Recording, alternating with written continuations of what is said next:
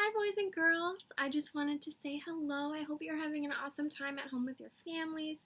I hope you're having lots of time to play and spending lots of time together.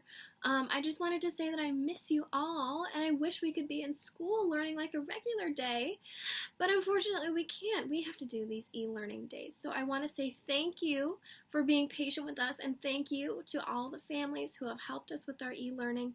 It's new for us teachers. I know it's new for you parents and students and families. So thank you for being so understanding and patient. It's new for all of us.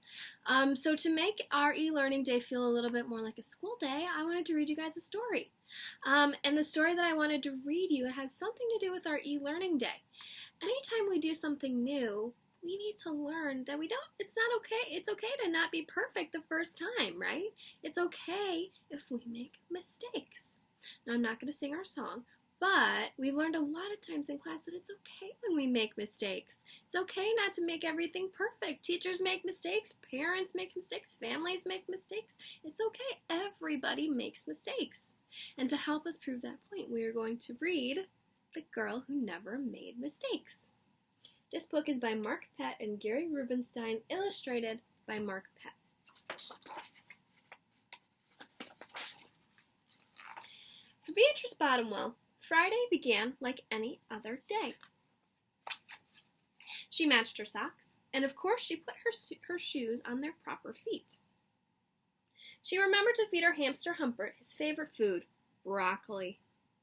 When she made a sandwich for her brother Carl's lunch, she used exactly the same amount of peanut butter and jelly. When she stepped outside to greet her fans, she didn't forget to say good morning and thank you. They asked if she made her bed. She had. They asked if she forgot to do her math homework. Nope. What about tonight's talent show, they asked. I'm ready, said Beatrice with a smile. After all, her juggling act had won 3 years in a row.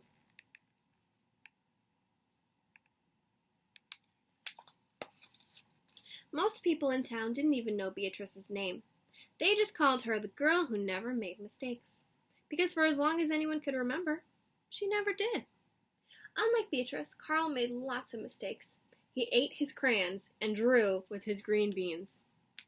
He danced with his hand and played the piano with his feet. Carl loved to make mistakes.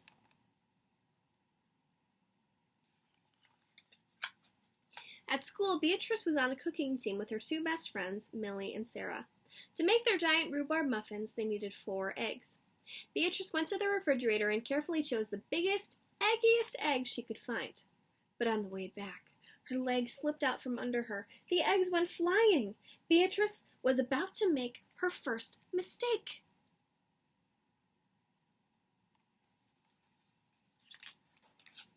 But she didn't. That was close, thought Beatrice. Sorry, Beatrice, I dropped a piece of rhubarb. Won't mention it, Millie. For the rest of the school day, Beatrice could not stop thinking about her almost mistake.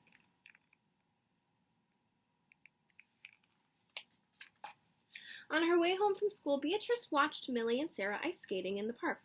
Come join us, said Millie. It's fun, said Sarah. Beatrice watched them slip and slide on the frozen pond. Millie and Sarah laughed as they wobbled on the ice. No thanks, said Beatrice.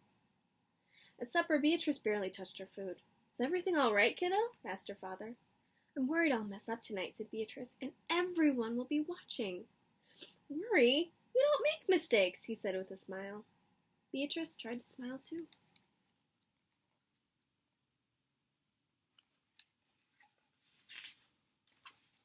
After supper, Beatrice got ready for the talent show. First, she woke Humpert up from his nap. Next, she got the salt shaker from the kitchen table. Finally, she filled a balloon with water. The school auditorium was packed. Beatrice felt her stomach jumping around inside her.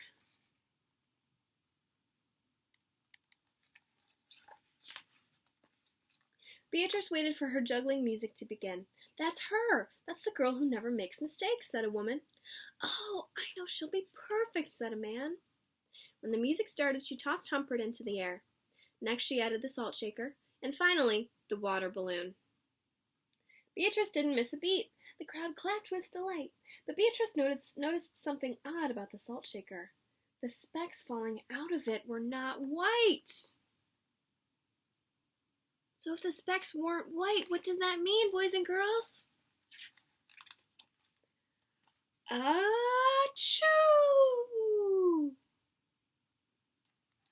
It was really Pepper. Humpert was so surprised by the sneeze that he grabbed the water balloon with his claws. Kablooey!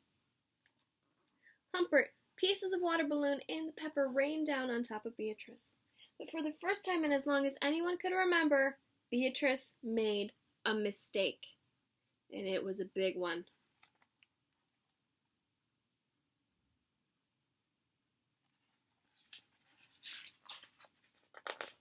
The music stopped. Beatrice didn't know what to do. Cry? Run off the stage? The crowd sat stunned. They couldn't believe that the girl who never makes mistakes made a mistake.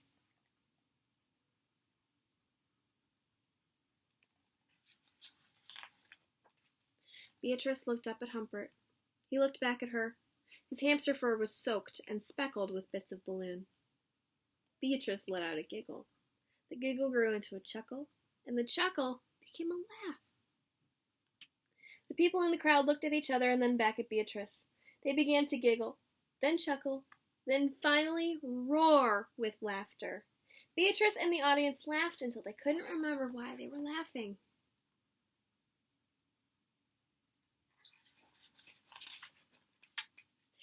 That night, Beatrice slept better than she ever had. In the morning, no fans greeted Beatrice. When she got dressed, Beatrice, for no reason at all, pulled out a polka dot sock on one foot and a plaid sock on the other.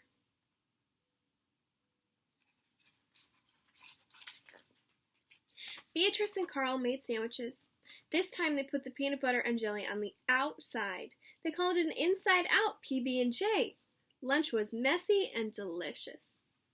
Later, Beatrice found Millie and Sarah skating in the park. They fell a lot and laughed.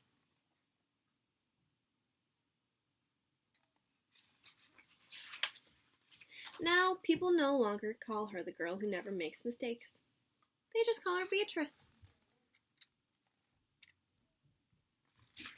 Thank you for listening to the story with me today, boys and girls. I hope you have an awesome day with your e-learning, and I'll talk to you soon.